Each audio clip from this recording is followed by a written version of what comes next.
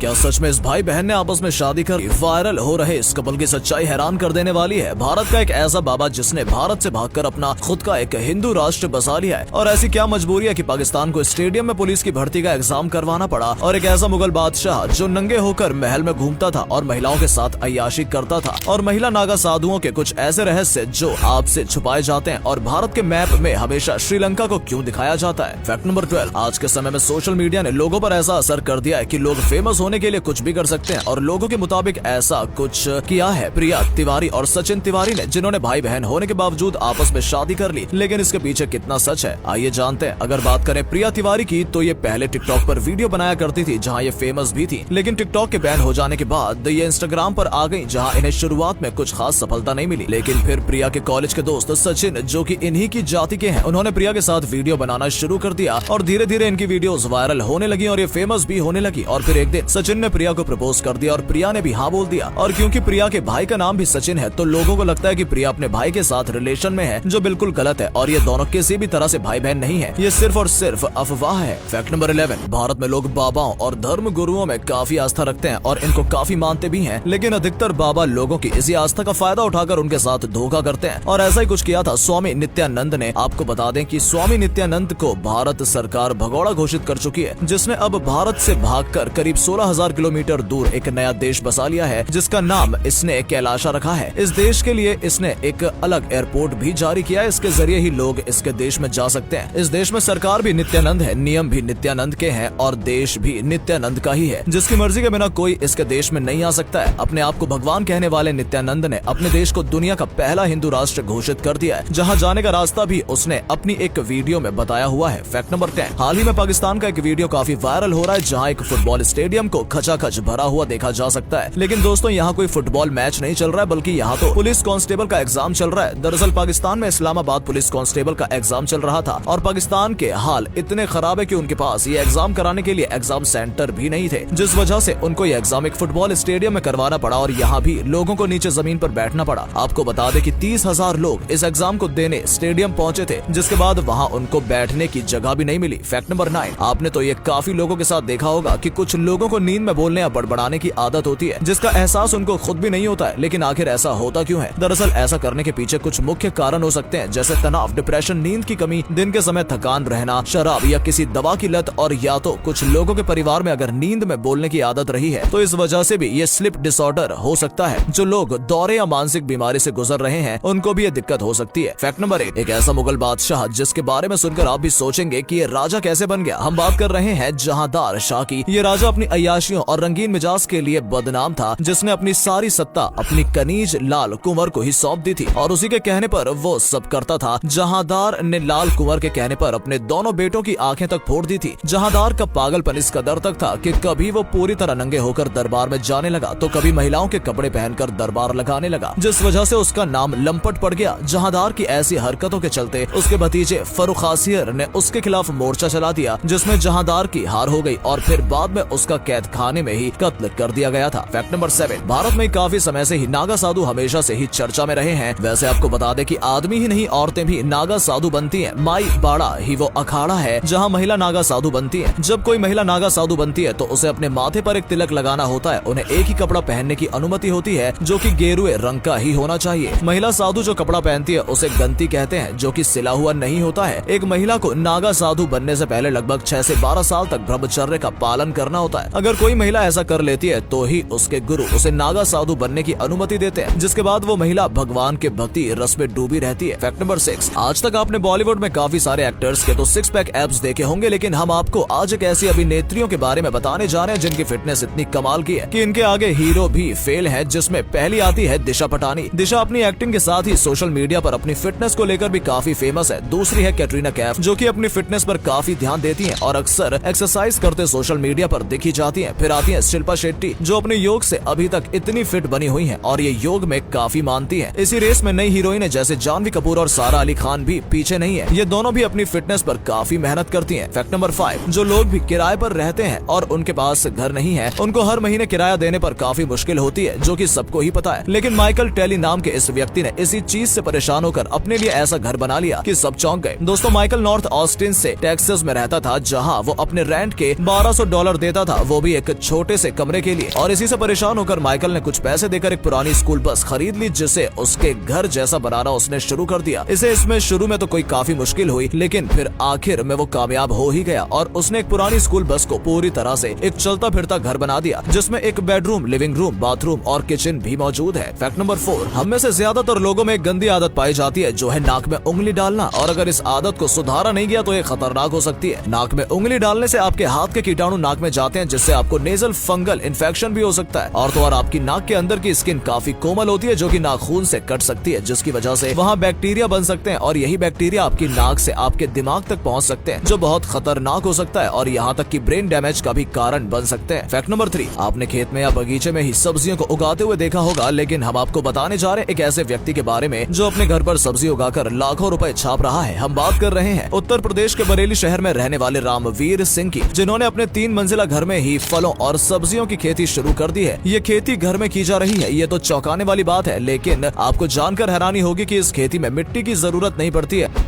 सिर्फ पानी से की जाती है। इस तरह की खेती को हाइड्रोपोनिक कहते हैं, जो भारत में अभी नहीं है। इस खेती में मोटे मोटे पाइप के अंदर सब्जियों को उगाया जाता है, जिसमें हमेशा पानी भरा रहता है। और अगले फैक्ट पर जाने से पहले इस फोटो को ध्यान से देखिए और बताइए आपको कौन दिखाई दे रहा है। इससे पता लगेगा आपका दिमाग और आपकी आंखें कितनी तेज है। आपको मिलते हैं 5 सेकंड। फैक्ट नंबर 2, आज तक आपने कई तरह के अलग और अनोखे ब्रिज देखे होंगे, लेकिन हम आपको बताने जा रहे हैं ऐसे ब्रिज के बारे में जो इंजीनियरिंग और टेक्नोलॉजी का एक बेहतरीन नमूना है। हम बात कर रहे हैं Homer M Hadley Memorial Bridge, जो कि अमेरिका राज्य वॉशिंगटन के सिएटल में मौजूद है। और ये ब्रिज इसलिए खास है क्योंकि एक फ्लोटिंग ब्रिज है जो कि वॉशिंगटन लेक पर बना हुआ है। ये पुल आम ब्रिज की तरह इसलिए नहीं बनाया गया क्योंकि यहाँ की मिट्टी काफी फिसलन भरी थी और आम कॉलम वाले पुल यहाँ कभी भी गिर सकते हैं। इस ब्रिज से आए दिन भारी मात्रा में वाहन तो गुजरते ही हैं और साथ ही साथ ट्रेन भी गुजरती है, लेकिन फिर भी ये ब्रिज इतना भार झेल लेता है। फैक्ट नंबर 1, अगर आपने कभी इंडिया का मैप देखा हो तो आपने हमेशा ये तो देखा ही होगा कि उस मैप में इंडिया के साथ साथ श्रीलंका का मैप भी दिखाया जाता है, लेकिन हमारे और पड़ोसी देश जैसे पाकिस्तान या बांग्लादेश का क्यों नहीं दिखाया जाता है? ऐसा इसलिए किया जाता है क्योंकि संयुक्त राष्ट्र के महासागर कानून के हिसाब से अगर कोई देश समुद्र के किनारे बसा है तो इस देश को अपने किनारे से 200 समुद्री मील यानी कि लगभग 370 किलोमीटर दूर तक का हिस्सा अपने मैप में दिखाना होता है। और वहीं श्रीलंका किनारे से सिर्फ 18 नॉटिकल मील दूर है और इसी वजह से श्रीलंका का मैप भी भारत के मैप में दिखाया जाता है। तो दोस्तों, आज के लिए बस इतना ही। उम्मीद है आपको ये वीडियो अच्छा लगा होगा। सिर्फ वीडियो देखिए ही नहीं बल्कि लाइक और शेयर भी कीजिए और कमेंट में बताइए आपको ये वीडियो कैसा लगा। धन्यवाद।